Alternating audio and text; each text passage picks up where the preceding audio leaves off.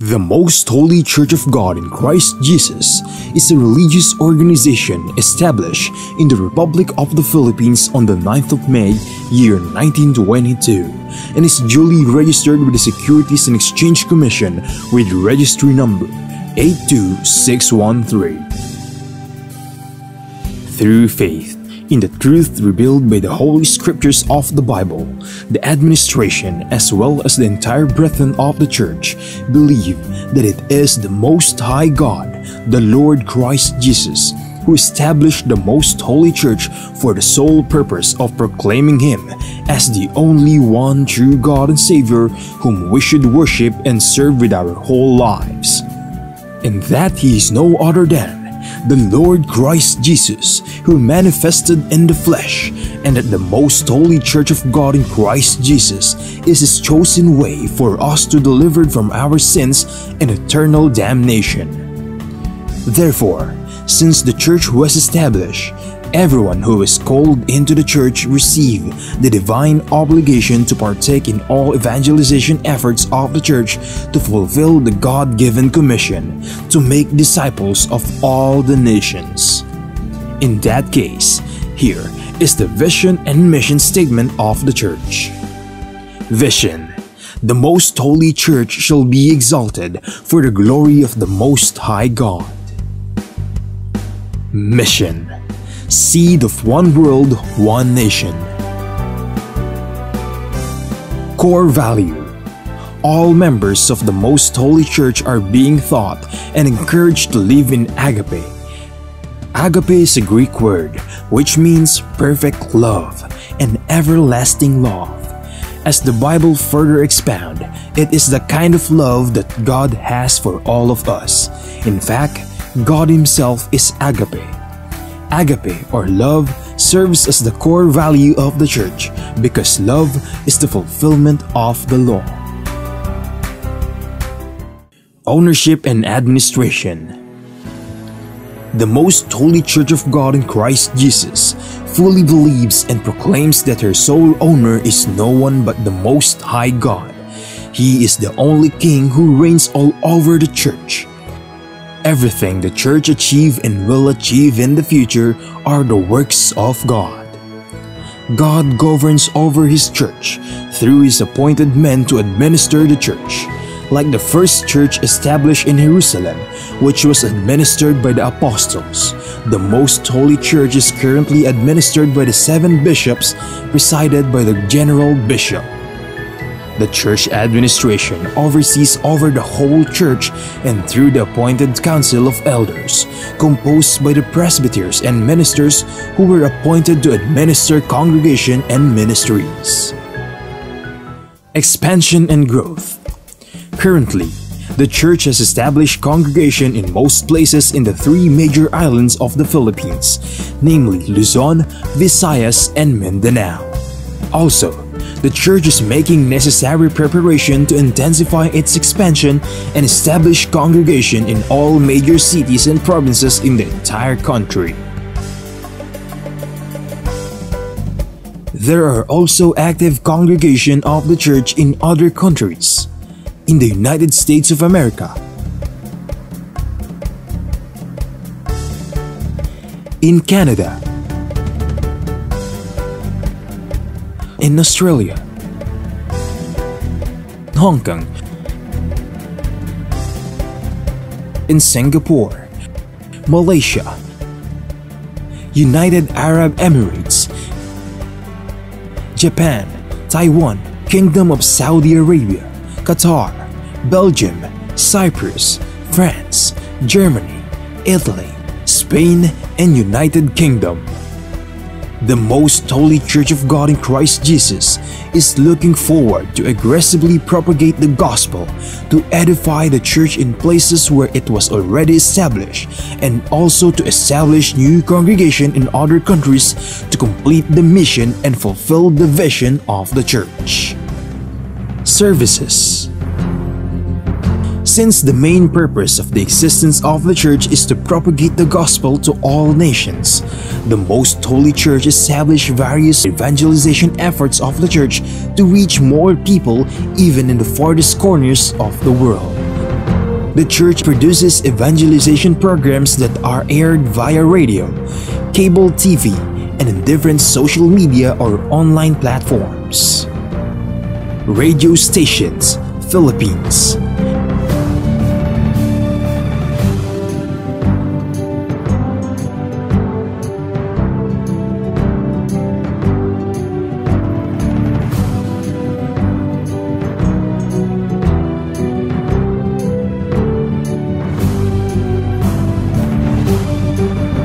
Cable TV channels.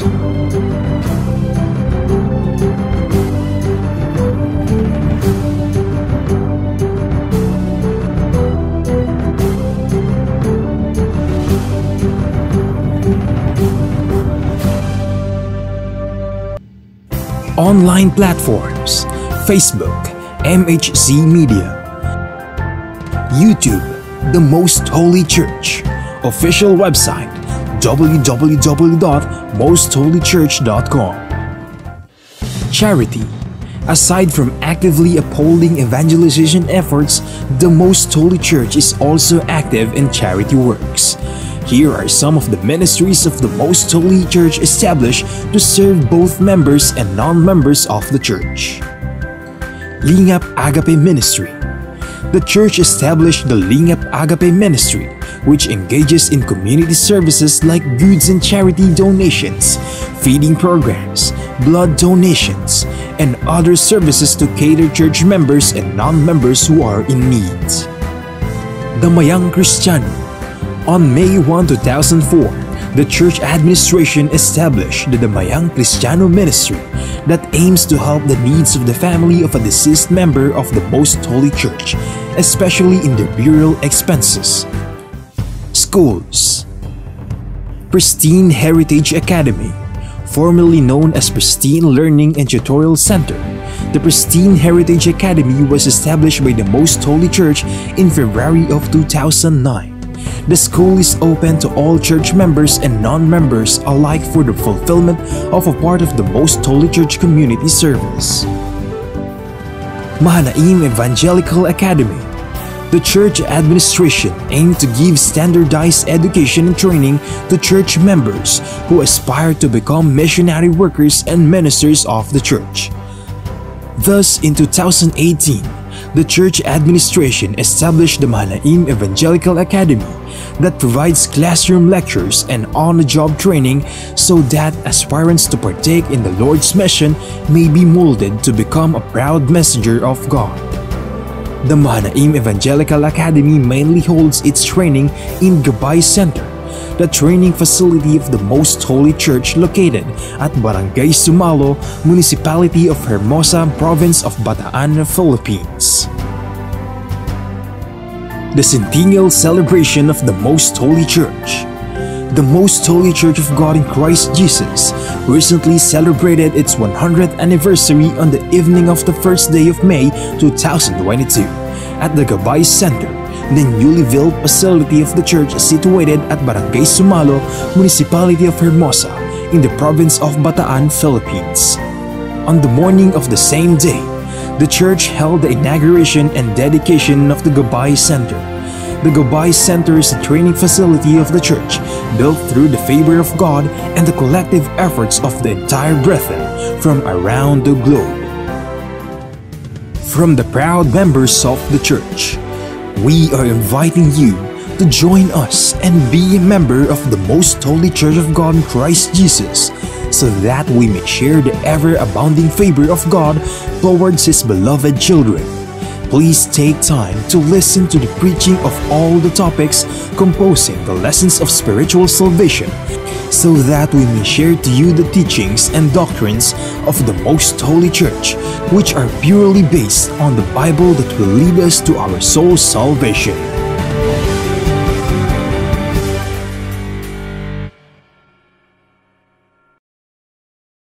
To know more about the church, you may visit our website at www.mostholychurch.com, or you may reach us through telephone number 6302-8255-6949. Maraming tanong,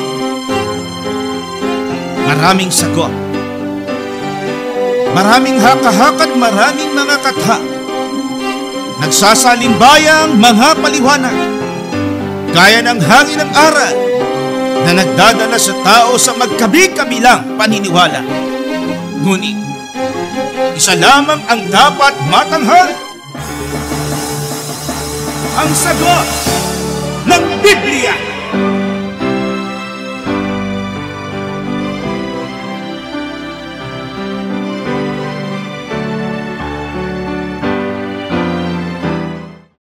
Gaya po ng inyong narinig, mga giliw naming taga-subaybay sa palatuntunan ito na ang kabanal-banalan. Ang bahagi pong ito ng ating programa ay pinamagatan nating ang sagot ng Biblia.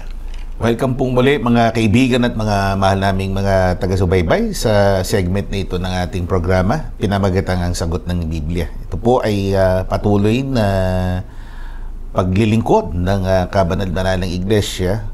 Kaugnay po ito ng overall na pagpapalatuntunan o pagpoprograma ng kabanal-banalang Iglesia. Sa paraang ito ay naibabahagi namin sa inyo ang aming pananampalataya kung ano ang turo po mismo ng Biblia. So bukod po sa inyong panonood at pakikinig ngayon, ang palatuntunan ng kabanal-banalan ay inyo rin masusubaybayan sa iba pang mga time slots at iba't ibang o dalawang mga channel ng radyo.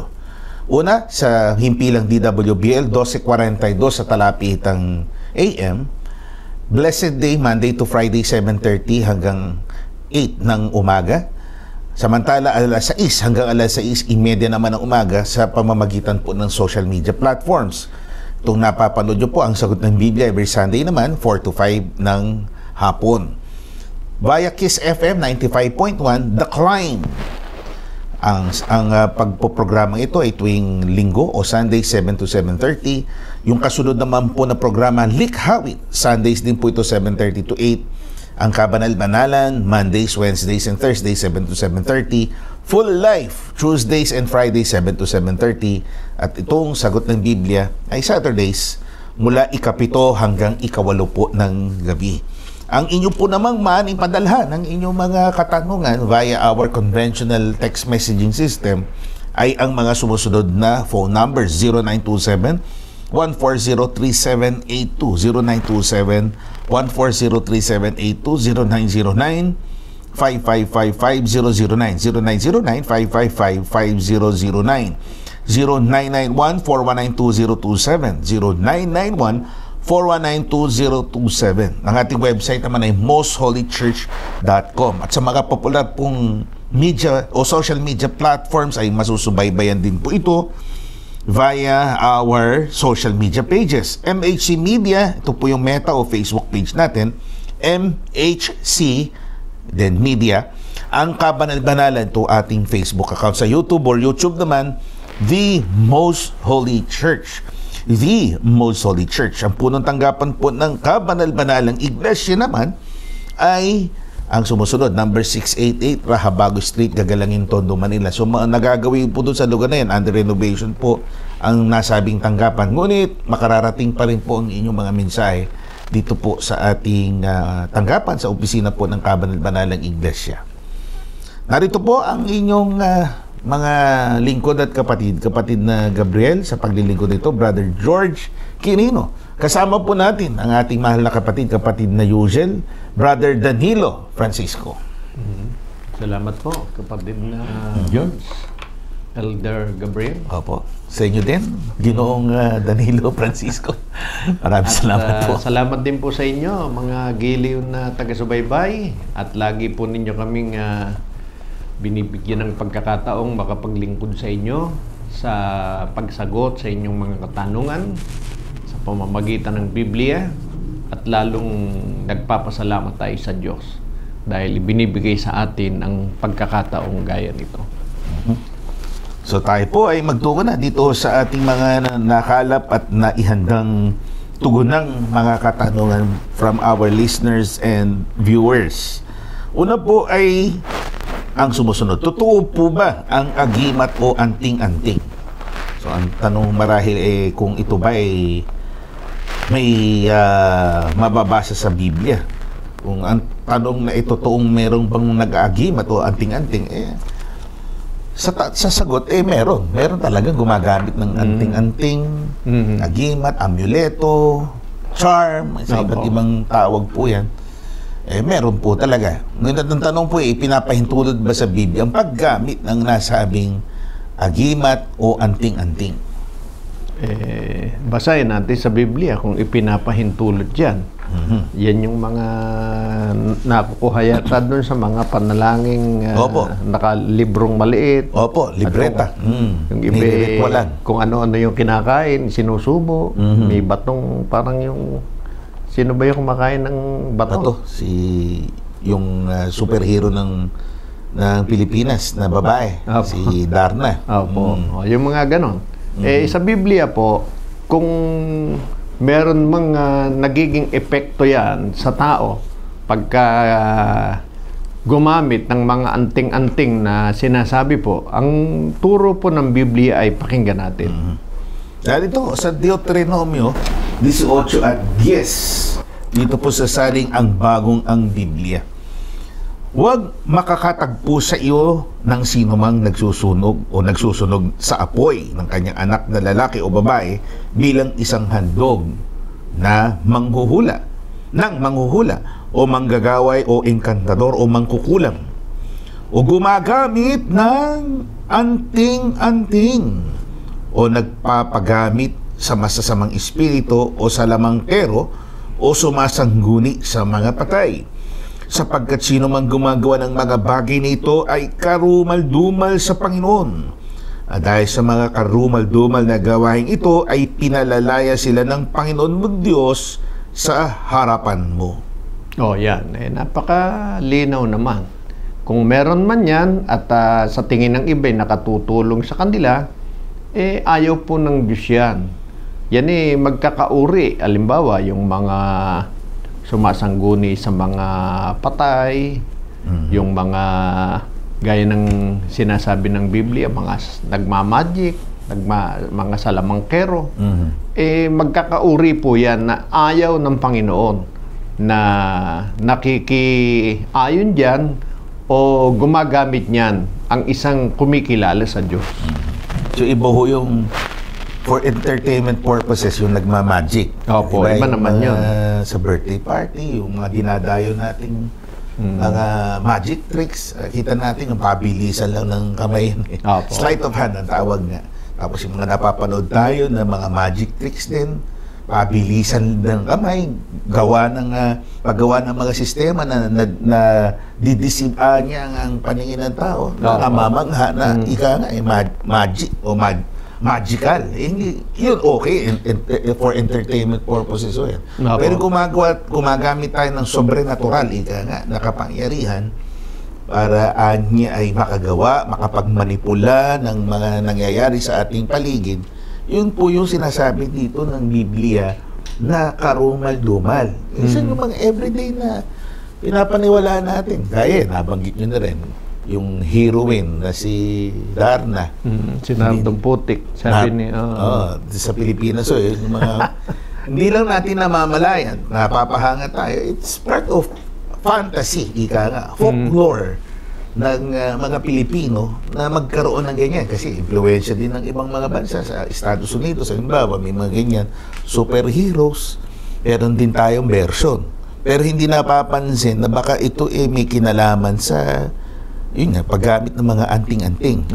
Tayo ay matuwa, ma-entertain sa mga ito, pero tanggapin natin bilang bahagi ng ating pananampalataya, doon tayo binababalaan ng kasulatan. Yung pagkakumain ka niya ng ganito, hindi ka tatabla ng bala. Kahit natagain ka, hindi tumatalab. Yun nga, yung panalag. Tawag nga nila, amuleto. Yung iba charm. Yung amulet karaniwan ginagamit pananggalang o shield. Tapos yung charm, pangkuha ng kapangyarihan. Tapos ginagamit mo sa sa mabuti. Yung iba naman sa masama. Sa masama.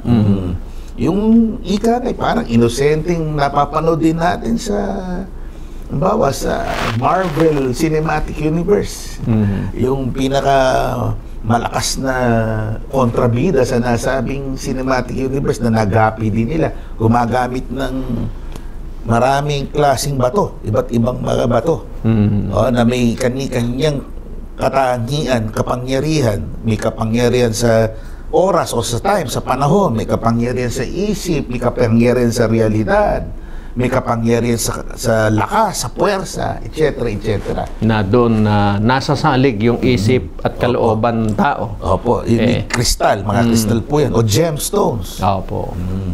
Sa halip na sa Diyos. Sa Diyos umasa, doon na umaasa. Opo. Labag yon sa kalooban ng Diyos. Naitanong ko lang, nag-gemstone dito ba kayo? Muntik. Muntik. Hindi pa. Halimbawa yung naisasabihin nyo doon sa inyong birthday, meron kayong birthstones, di ba? Opo. Ina-associate ho yan doon sa ating birthdays, ika nga.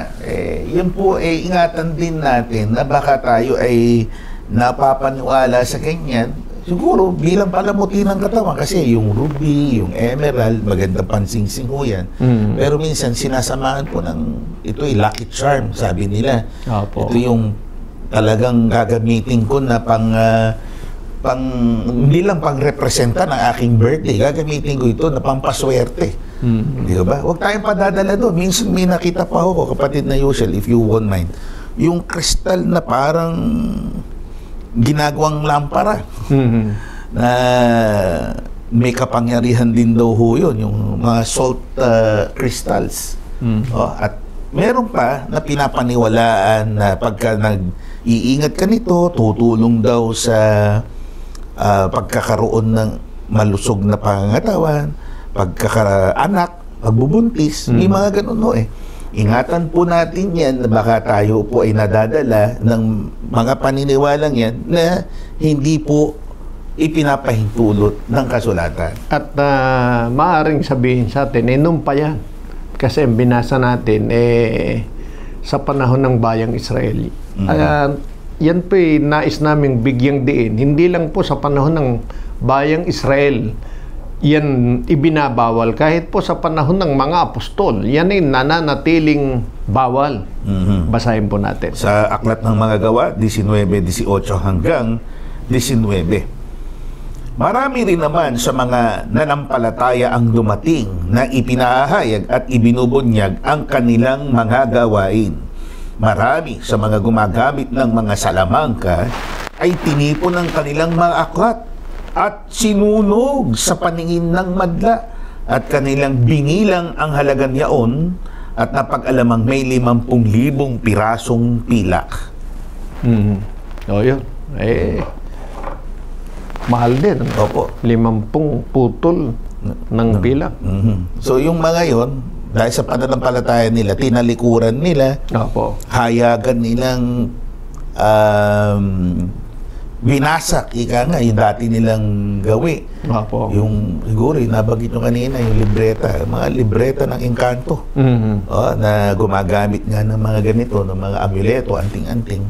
Tinalikuran na nila. Ika nga, pinakita nila, eto pananampalataya namin, susunugin na namin to. Na pagka daw meron pagka meron nun yung tao, bago siya mamatay, kailangan maisalin niya. Oo, may mga ganun. O kaya daw hindi mamatay-matay, hindi pa naisasalin yun.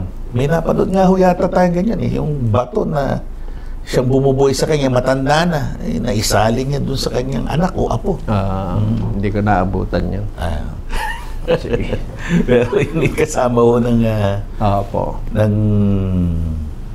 artistic, creative na pag-iisip ng mga producers dito sa Pilipinas. Hindi natin binabatikos yun kasi nga it's part of our culture. Pero kung tayo po'y nananampalataya, let's just take it, manood, ma-entertain po tayo. Pero maging bahagi ng ating pananampalataya, i-practice din natin ng gayon, magsuot din tayo ng gayon na iniisip natin ito yung nakatutulong sa atin. Yun po yung ibinabawal. Pero, huwag tayo, baka sabihin, bawal nung magsingsing ng emerald, ng ruby. Hindi ho. Basta, kayo nagdadala, hindi nyo, yun ang iniisip, bakit kayo nagsusuot nito?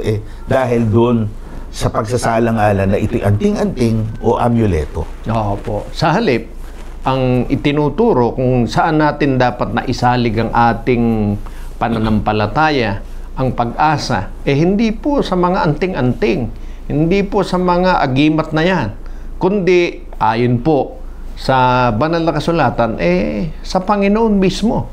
At yan basahin natin. 4 Gs ng Aklat ng Mga Gawa. Talastasin ninyong lahat at ng buong bayan ng Israel na sa pangalan ni Jesucristo na taga Nazaret na inyo ipinako sa krus, na binuhay ng Diyos na maguli sa mga patay. Dahil sa Kanya ay nakatindig ang taong ito sa inyong harap na walang sakit. Tuloy natin sa 12.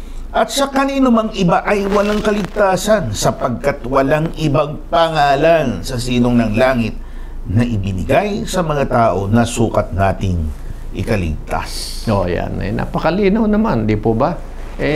Sa Panginoong Kristo Jesus natin isalig.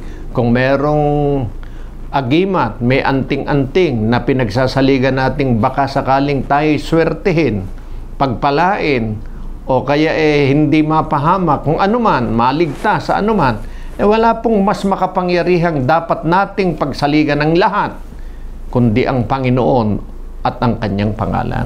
Maalala ko, kapatid na Yushel, meron mo kasi, yung Panginoon, pinanghawakan. Opo. Ngunit, gumagamit po sila ng representasyon ng Panginoon na mistulang anting-anting din ang gamit. Halimbawa, yung maliit na tawagin ninyo Jesus. Opo. Isinusuot sa, ipinipin sa lampin ng bata. May mga ganun. Opo. Na pinapaniwala ang proteksyon ng bata sa dalaw ng masamang espiritu. Ang paniniwalang yun ay gaya, tulad din ng ginagawa mo anting-anting, yung mga bagay na yun, di ba? Hindi kailangan yun. Yun po mga paniniwala na hango sa mga ibinabawal ng ating Panginoong Diyos. At yan ang dapat nating baguhin kung talagang tayo kumikilala at sumasampalataya sa ating Panginoong Kristo Jesus. Kaya tinitiyak po sa atin ang pagkakaroon niyan, ang paggamit niyan, ang pag-asa tungkol sa mga agimat at anting-anting, yan po'y bawal sa Biblia at dapat sundin ng mga nagpapakilalang Kristiyano o lingkod ng Diyos. Maraming salamat po, kapatid na Yusen. Maraming salamat din sa nakasulat sa Biblia na mag-guide po tayo tungo sa wastong pananampalataya. So, ang kasunod po ay ganito, kapatid na Yushel. Pagkain po ba ng dugo ay hindi na ipinagbabawal na utos ngayon? Yung mga hanay ng tanong natin, mga kaibigan, Ibig sabihin, out of curiosity talaga, yan, nakikita nila yung mga bagay ito. Opo. Ibig sabihin yan, alam nila na noon bawal. Opo. So, iniisip nila sa panahon ngayon, hindi na bawal. Opo. Kasi nga, kuminsan, may mga paliwanag ang iba na ito ay pinalipas na.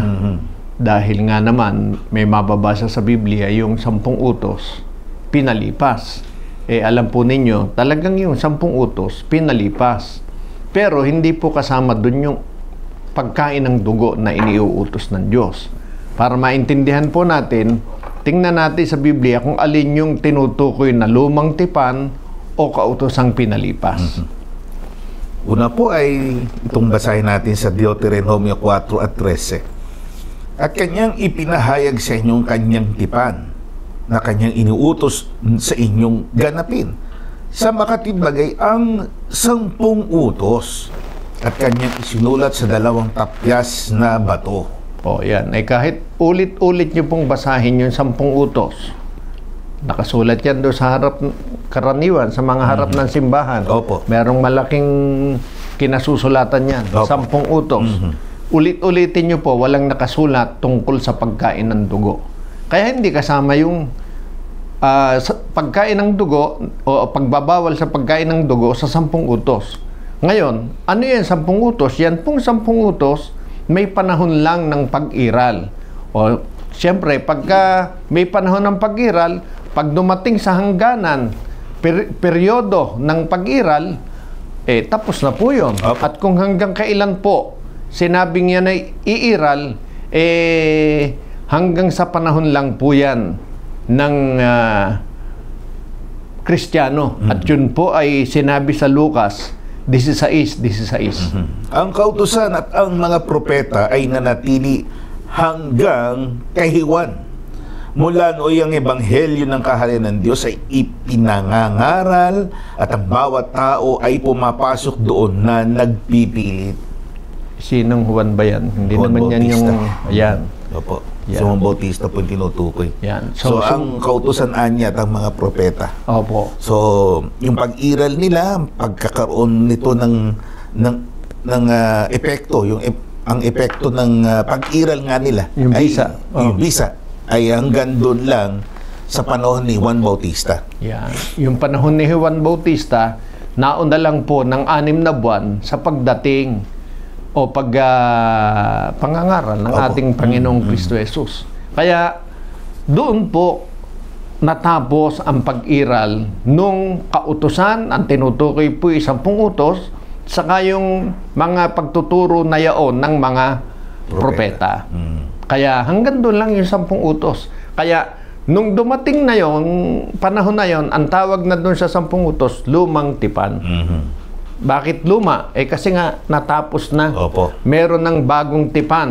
Yun yung ibinigay ng Panginoon na kautusan ng pag-ibig. Pero yung 10 utos po, hindi nakabilang doon yung tungkol sa pagkain ng dugo. At dahil yan po umiiral na noon yung pagkain ng dugo o pagbabawal sa pagkain ng dugo, nanatili pong kautusan yan hanggang sa panahon ng mga apostol. Basahin natin. Sa aklat pa rin ng mga gawa naman, dito sa 15-19 hanggang 20 sa magandang balita, Biblia. Kaya't ang pasyako'y huwag nating ligaligin ang mga hintil na lumalapit sa Diyos. Sa halip, sulatan natin sila na huwag kakain ng anumang inihandog sa Diyos-Diyusan, huwag makikiapid, huwag kakain ng hayop na binigti at ng dugo. Yan. Ang nagsasalita na po dyan, isa sa mga apostol, si Apostol Santiago. Kasi nagkakaroon nga ng pagtatalo-talo noon. Opo. Kaya nagpasya ang mga apostol sa pamamagitan ni Santiago. Maliwanag po. Huwag kakain. Hindi lang yung binigti. Huwag ding makikiapid. Huwag ding kakain ng dugo. Yun po ang nakasulat. Kaya nanatili po yung pagbabawal ng pagkain ng dugo hanggang sa panahon ng Kristiyano. Pag sinabing panahon ng Kristiyano, mula po sa pagdating ng Panginoong Kristo Jesus hanggang sa panahon natin ngayon. Ang tawag po sa panahong ito, panahong Kristiyano. Kaya kung meron pong nagsasabi, hindi na raw kasi kabilang yan sa lumang tipan, medyo nalilihis po kayo ng konti sa gayong pag-iisip o pagkaunawa. Ang lumang tipan, tandaan po ninyo, hindi kasama ang tungkol sa bawal ang pagkain ng dugo. Bukod na utos po yun. Ang pagkain ng dugo, wala pa po ang lumang tipan o 10 utos, ibinabawal na ng Diyos. Panahon pa po ni Abraham. Panahon niya? Prior to... Opo, panahon pa ni Noe. Okay, na Noe. Ni Lolo Noe. Nung pa, bawal na. Kasi nung una naman, din man pinakakain niyang mga hayop, di ba? Pagkatapos, nung matapos yung pagkagunaw, pinakain na. Pwede na. Dahil ipinakain na yung hayop, bawal. Opo. Huwag mo lang kakanin yung dugo. Alam niyo po ba ang dahilan? Bakit bawal kanin yung dugo? Bakit nung ipahintulot na kanin yung hayop, ibinawal na rin ang pagkain ng dugo? Basahin natin ang dahilan. Deuteronomio 12:23, lamang ay pagtibayin mong hindi mo kakanin ng dugo, sapagkat ang dugo ay siyang buhay, at huwag mong kakanin ang buhay na kasama ng laman. Hindi pala pwedeng buwagin yung utos na yan. Matibay. Opo. Pagtibayin mo.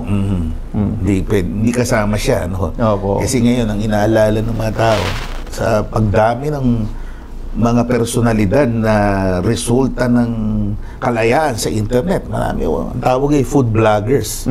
Di ba?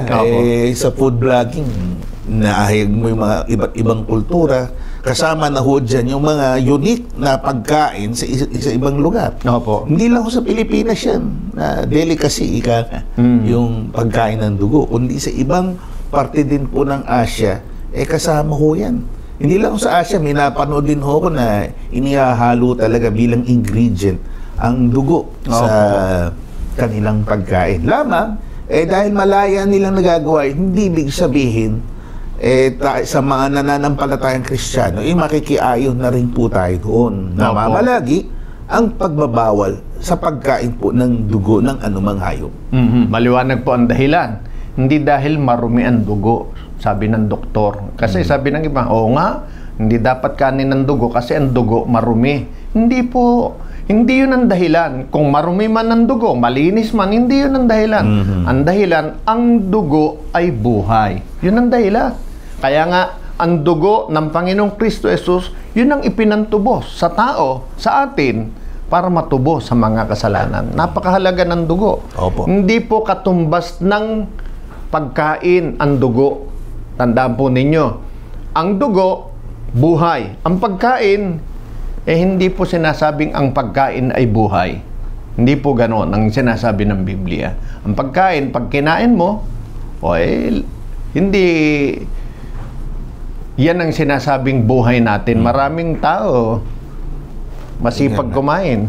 Sumusustenan ng buhay, sustansya ng pagkain. Opo. Nakatutulong sa kalusugan ng tao.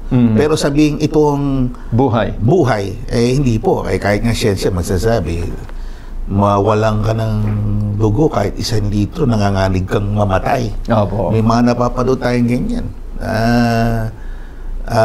Pag na 1 litro o mahigit pa, nangangalib na mamatay ang isang tao. Kasi nga, while blood is flowing sa ating veins, sa ating mga ugat, nananatiling buhay tayo. So, yung pagkain mismo ng dugo, pag kinakain mo yung buhay, kaya wag nating ibaba ang level ng dugo, ng kahalagahan ng dugo.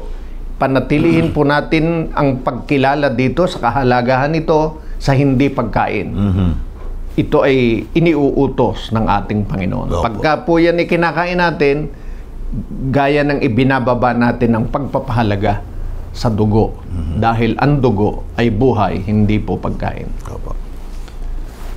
So, salamat po. Sana po masampalatayanan nyo yan dahil yan ang sinasabi ng Biblia.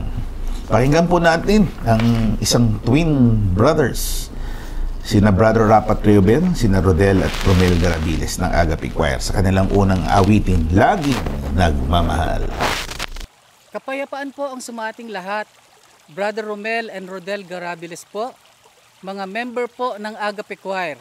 Salamat po sa pagkakataon na makapaglingkod sa inyo sa pamamagitan ng paghandog ng mga likhawit. Mga orihinal na mga awit mula sa Most Holy Church dito sa programang Ang Sagot ng Biblia. Ang Diyos po natin ay maawain. Sa kabila ng ating mga kakulangan, patuloy niyang pinaparanas sa atin ang kanyang kabutihan. Patuloy tayong pinagpapala at minamahal. Maging grateful tayo sa kapalaran nating ito na mga nilikha niya. Samahan po ninyo kami at sa pamamagitan ng aming aawitin ay damhin ninyo ang pag-ibig ng Diyos na sa atin ay laging nagmamahal.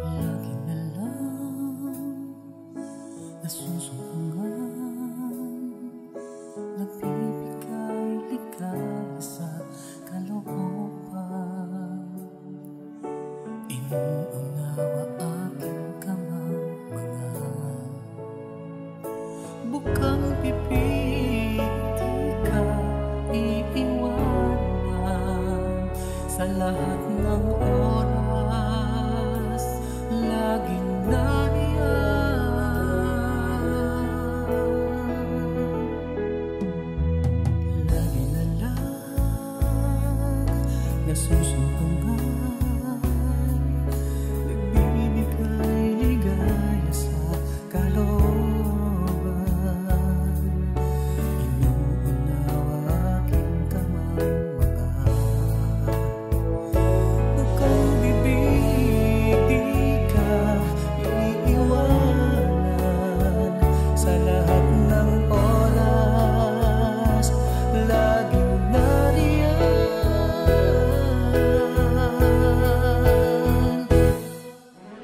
Bakit ba iniibig mo? Di walang mabuting katangian upang ibigin mo. Lagi mong minamahal kahit nagkukulang, kahit nagkakamali pa rin. Salamat mayroong ikaw na lagi nagmamahal. Mahal mo nga ako, iniibig ko tunay. Napakaraming katunayan sa hirap o kaginhawahan, sa kalungkutan at kaligayahan. Karamay ka na laging nagmamahal, saan man, kailanman. Bakit ba iniibig mo? Di walang mabuting katangian upang ibigin mo. Lagi mong minamahal kahit nagkukulang, kahit nagkakamali pa rin. Salamat mayroong ikaw na lagi nagmamahal. Bakit nga ba iniibig mo?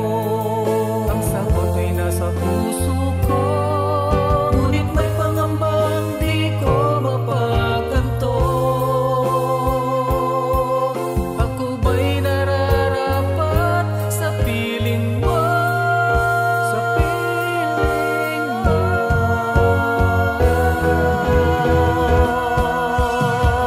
Bakit ba iniibig mo?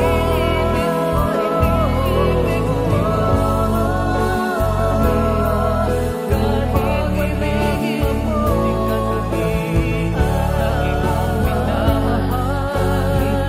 Kahit na wala lang, kahit nagkakamali pa rin. Salamat mayroong ikaw, palagi mo maging ako. Salamat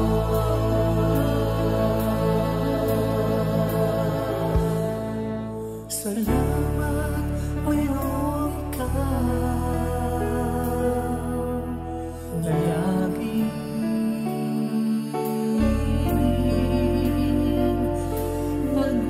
nagmamahal.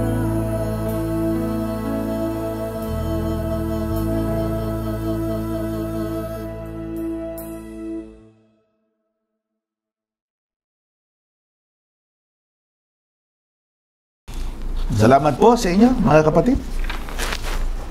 Sa inyong magandang awitin. Yan po itong dalawang to, minsan lumalaban pa sa Opo. competition sa barangay. Alamangan tayo sa boses niyang mga Opo. kapatid natin na yan. Pagpalain po kayo, mga kapatid. Opo. Totoo po bang nananatiling, ito naman, tungkol pa rin sa pagkain, nananatiling kabawalan ang pagkain ng karneng baboy? Hanggang ngayon po merong mga nagbabawal niyan, pero kung ang tanong ninyo, sa Biblia ba nananatiling ibinabawal yan? Sa panahon natin, hindi na po. Nung mga unang panahon, talagang yan ibinabawal dahil sa meron pong mga karne nga na hindi lang yung baboy, inihahanay sa marumi. Pero dumating na po ang panahon na yan ay hindi na ibinabawal. Basahin natin. Aklat ng mga Gawa 10:11 hanggang 15. At nakita niyang bukas ang langit at may isang sisidlang bumababa gaya ng isang malapad na kumot na nakabitin sa 4 na panulok na bumababa sa lupa. Na do'y naroroon ang lahat ng uri ng mga hayop na may 4 na paa at ang mga nagsisigapang sa lupa at ang mga ibon sa langit.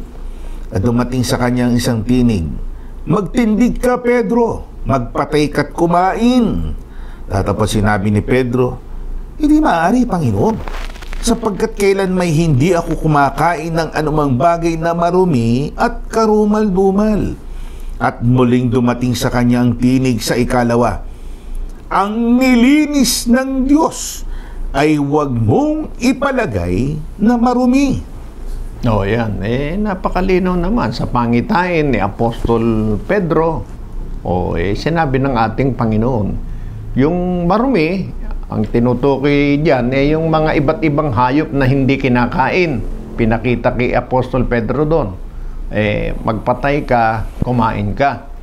Sabi niya, hindi. Sabi ng Panginoon, nilinis na, wag mo nang ipalagay na marumi. Dati, marumi, pero nilinis na Yung nilinis, hindi na marumi yun. Ang naglinis pa ang Diyos. Di lalong siguradong malinis yan. Kaya ipinakakain na po yung dating hindi ipinakakain ayon sa sinasabi ng Biblia. Ngayon, sabi ng iba, yan spiritual, hindi literal. Opo. Kaya nananatiling bawal. Dalawa po ang kahulugan niyan, literal at spiritual.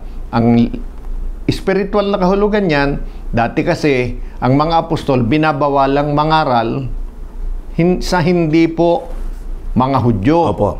Pero dumating po yung time, sa pamamagitan din ng pangitahing ito, ipinaunawa kay Apostol Pedro na pwede ng pangaralan kahit hindi Hudyo. Kaya kung itutuloy nga natin ang pagbasa niyan, ng istoryang yan, nangaral si Apostol Pedro kay Cornelio. Pero hindi lang po spiritual yan, kundi kasama din po dyan yung literal na pwede ng kainin ang karne. Kaya nga po, hindi na po bawal yan sa panahong Kristiyano. Pwede na. At pagka yan po, ipinilit nating bawal hanggang sa panahong Kristiyano, alam po ba ninyo kung saan tayo nahahanay? Anong turo na ang ituturo natin sa tao? Pagka sinasabi nating bawal pa rin hanggang sa panahong Kristiyano, basahin natin ang paliwanag ni Apostol Pablo naman.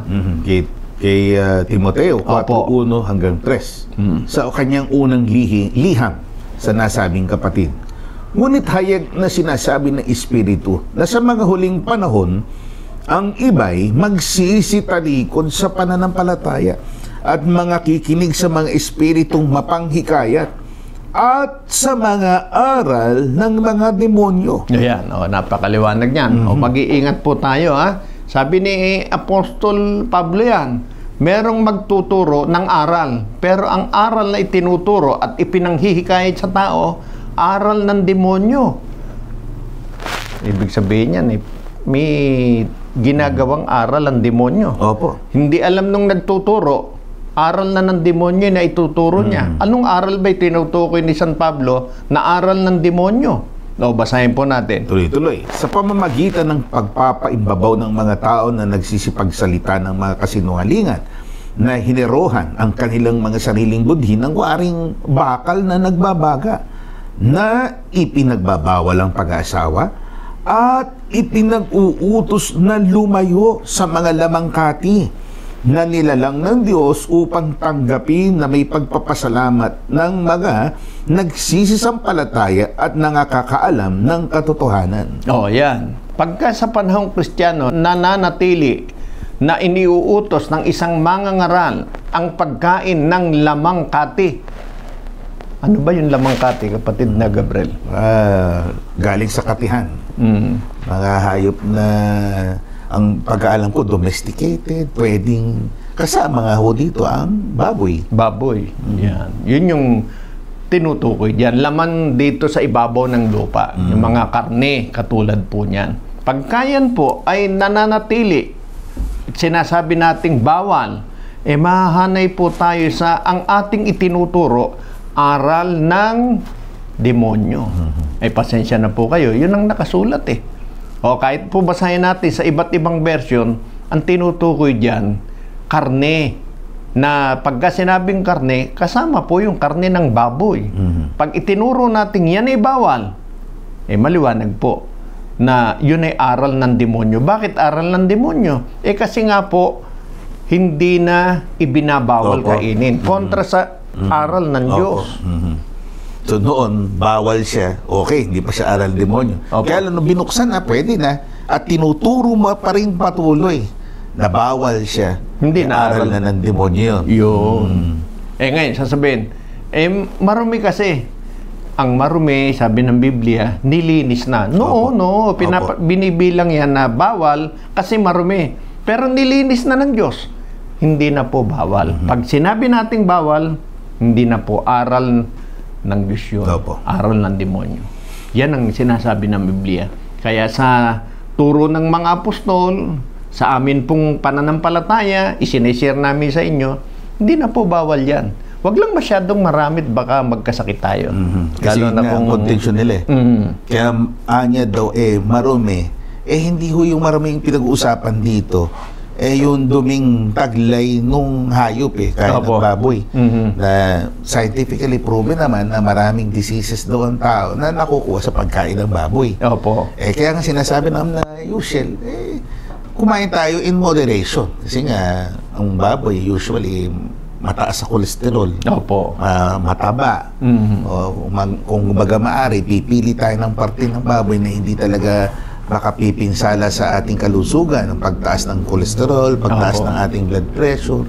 Pero yung sinasabing dumi, marumi, yun ang tawag ko doon ng Biblia, ritualistically unclean. Hindi talagang may listahan pa nga yan noon na hindi ka pwedeng kainin mo kahit yung dalawa yung ngumunguya, yung may nilalabas tapos ngumunguyain ulit, may mga ganyan listahan yung may baakang pa, yung walang kaliski, may kaliskis ba? Hindi ko matanda pa. So may listahan po gano'n. Kasama po yung baboy mismo. Yan ang sabi ng Biblia, nilinis ko na. So inalis na yung kategorya na ritualistically unclean sila. So they are clean already and it's good for consumption. Pwede nang kainin ng mga mananampalataya. Kahit pa ang pangalan niyan ay baboy, para hindi masyadong maruming pakinggan, pig. Pork. Pork. Yung meat niya. So, kung kayo naniniwala pa rin na gayon, nasa sa inyo po yun. Marami ho kasing ganyan.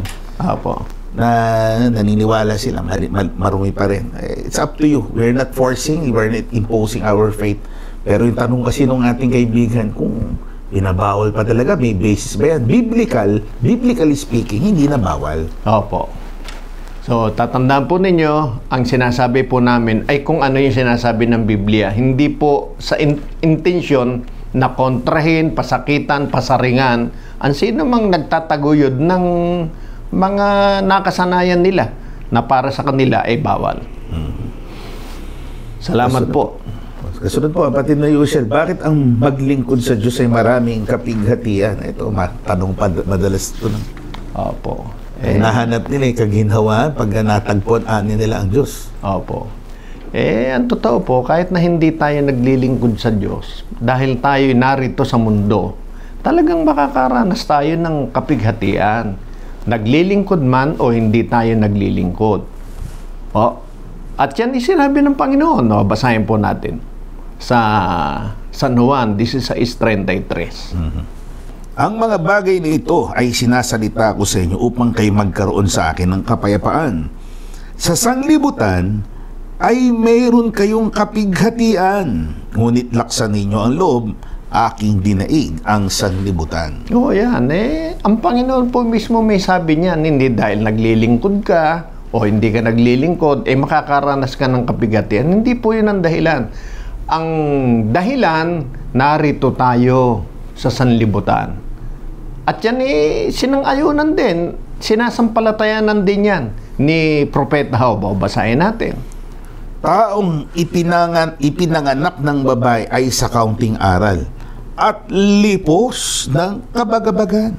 O yan, kaunti lang yung araw na ilalagi natin sa mundo, pero lipos ng kabagabagan. O yan, sa tanggapin natin ang katotohanan ng buhay po natin sa mundong ito, talagang may mga kapigatian. Magkakaiba lang po tayo ng sitwasyon, pero pare-pareho po tayong dadaan dyan. Yan kasi ang natural sa buhay ng tao ngayon sa mundo. Mula po nung mapalayas sa paraiso, ang tao nagbungkal na ng lupa para magkaroon ng pagkain. Patulo ng pawis. Patulo ng pawis. Yun talaga yun eh. So, yan ang sinabi ng Panginoon. Pero, dahil ba dyan, di na tayo maglilingkod? Dahil ba dyan, wala na tayong panahon para kilalanin ng Diyos na lumalang sa atin? Hindi. Kailangan po natin yon. Dahil para magkaroon tayo ng kapayapaan, kahit nasa mundo tayo na makakaranas tayo ng mga kapigatian, ang paraan para hindi natin mapansin at magkaroon tayo ng lakas ng loob na malampasan lahat ng yan, sabi ng Panginoon, sa akin yun, magkakaroon kayo ng kapigatian. Yun ang paraan. Kaya wag po nating sisihin yung paglilingkod sa Diyos para kaya tayo nagkakaroon ng kapigatian. Hindi po. Nakakasigurado ba tayo na yung nararanasan nating problema, kapigatian, hindi natin mararanasan pag hindi tayo naglingkod sa Diyos? Hindi po ganon. Ang sigurado at siguradong tamang sinabi ng Panginoon, nasa sanlibutan po tayo, kaya meron tayong kapigatian. Pero kung gusto natin kahit nakakaranas tayo ng kapigatian, payapa pa rin tayo, masaya pa rin tayo, nagpupuri pa rin tayo sa Diyos, sumampalataya tayo, hindi tayo pababayaan ng ating Panginoon. Yan, ang istorya ng mga naglilingkod sa Diyos. Tanggap nila na bahagi ng buhay Kristiyano, paglilingkod sa Kanya, ang mga kabagabagan at mga kapigatian. Pero, ang garantiya naman, ang lahat ng ito ay malalagpasan at ibibigay ng Diyos na may kakontentuhan ang lahat ng pangangailangan. Opo. Kaya napakapalad po natin pagka naglilingkod tayo sa Diyos, priority natin ang Panginoon. Hindi tayo mamroblema. Ang totoo, madalas na nagiging dahilan kaya namumroblema ang tao dahil sa kakainin, sa iinumin, sa daramtin, nababalisa. Pag nababalisa, napipighati na. Alam po ba ninyo ang sekreto para hindi tayo nababalisa dahil dyan? Itinuro din ng Panginoon sa Mateo, sa 6:33. Basahin natin. Datapat hanapin muna ninyo ang Kanyang kaharian at ang Kanyang katwiran, at ang lahat ng mga bagay nito ay pawang idaragdag sa inyo. Baka itanong sa amin, saan ba namin matatagpuan yung kaharian na yan? Para madali pong ipaliwanag, basahin natin sa Magandang Balita Biblia. Po. Narito. Ngunit higit sa lahat ay pagsikapan ninyo na kayo'y pagharian ng Diyos at mamuhay ng ayon sa Kanyang kalooban, at ibibigay niya sa inyo ang lahat ng inyong pangangailangan. Yan, di ba? Nababalisa ang tao, napipighati ang tao dahil sa mga pangangailangan niya. Ano sabi ng Panginoon? Maglingkod kayo. Hanapin ninyo, pagsikapan ninyo na sa buhay ninyo, sa buhay natin, maghari ang Diyos. Ibig sabihin, masunod natin kung ano gusto niya. Huwag yung gusto natin, hindi yung kung ano maisipan natin. Kung ano gusto ng Diyos, yun ang ating sundin. Yung mga kailangan natin. Kayang-kaya pong ibigay ng Diyos. Binuhay nga niya tayo. Hindi naman madaling gumawa ng tao. Pero nagawa niya tayo. Opo. Yung mga ibon, siya rin gumawa niyan. Hindi naman naglilingkod sa kanya yan. Pero ibinibigay niya ang kailangan. Di ba mas mahalaga tayo dyan? Kung sasampalataya tayo at susundin natin ang gusto niya, yun ang ibig sabihin na hanapin natin ang Kanyang kaharian. Sumampalataya po kayo. Hindi tayo mapipighati dahil sa kuminsan ay parang kinakapos sa mga pangangailangan. So please take note, yung sinabi ng ating kapatid na Yusel, kaya gumamit pa tayo ng ibang salin. Opo. Yung kahariang pinahahanap, hindi po yung masabi lang natin, this is the kingdom of God. Ang ibig sabihin nun ay yung realisasyon na ikaw ay pinananaigan ng Opo. Diyos. Siya ang nasusunod sa iyong buhay. Yun yung paghahanap ng karya ng Diyos. Hinahanap mo na siya yung nasusunod sa buhay mo. Opo. Ituturo niya ang direksyon kung saan ka dapat tumungo, kung saan ka dapat sumama, sa dapat umanin, anong dapat mong sampalatayanan. Yun yung pagkakatagpo ng kaharian ng Diyos. Opo. Huwag tayong maglingkod sa Diyos kasi namomroblema tayo. O kaya wala lang tayong magawa, naglilibang lang tayo. Hindi po ganun. Maglingkod tayo dahil sumasampalataya tayo.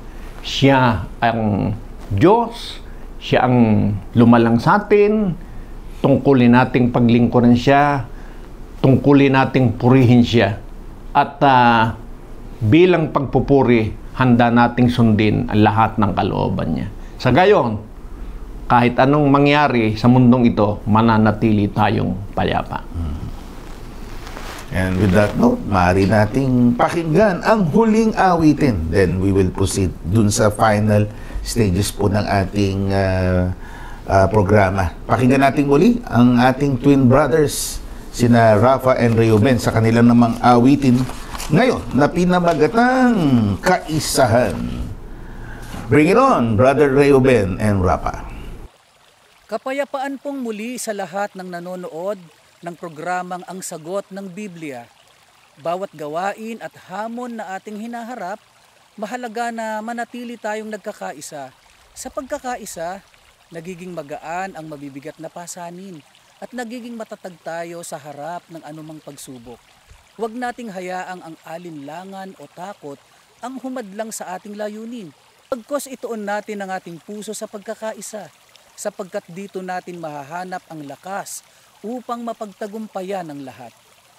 Pakinggan ang mensahe ng likhawit na Kaisahan.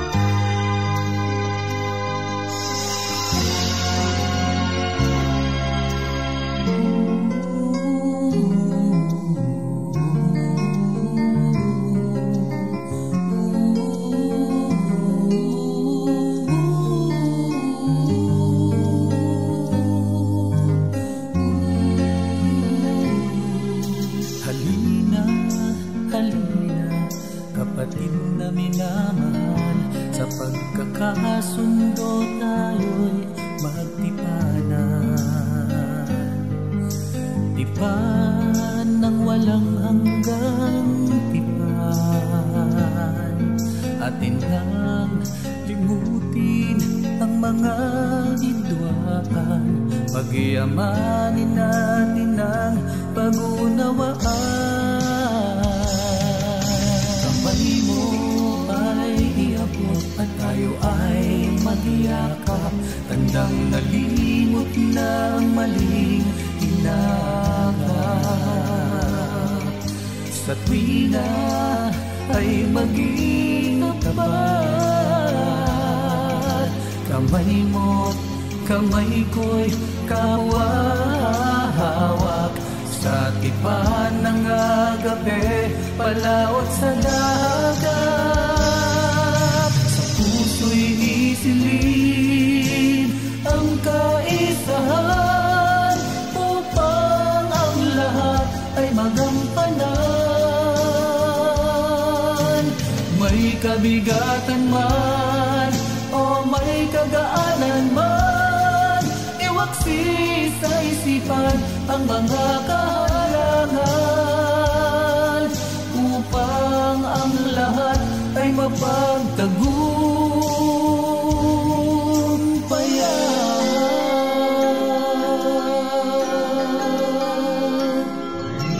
Diwa mo at diwa ko ay ating nang gagamitin, panglutas sa libo mang suliranin. Kahadlangan ay babatahin, puso't puso ko'y ating himukin. Laging pag-isahin ang ating mga damdamin. puso'y isilid ang kaisahan upang ang lahat ay magampangan. May kabigatan man o may kagaanan man, iwaksi sa isipan ang mga kahalakan upang ang lahat ay mapagtagumpayan.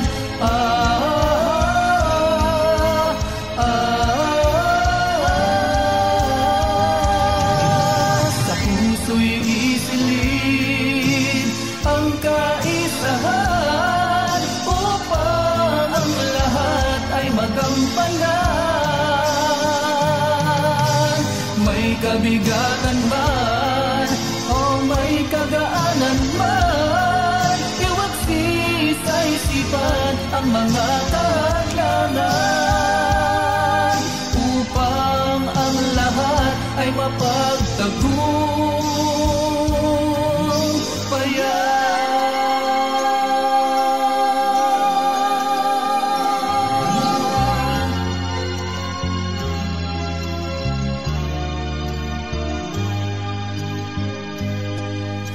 Mapagtagumpayan.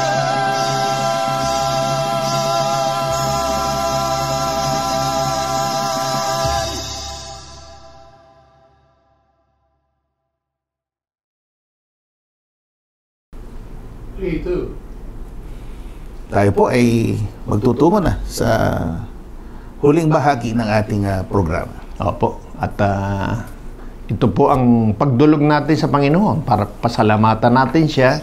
Kalakip nito ang pamanhi na dinggin ang mga pakiusap ng ating mga kapatid, maging kayo po na aming mga taga-subaybay na marahil ay sa iba't ibang paraan, pangyayari ay nakakaranas ng mga bagay na nais nating hingin ang paglingap ng Panginoon. At ito po ay sa pamamagitan ng isa sa mga kasalukuyang naglilingkod sa inyo, ang isa sa mga presbitero sa kabanal-banalang iglesia, kapatid na Gabriel, Elder Gabriel. Salamat po. Tayo po ay manalangin.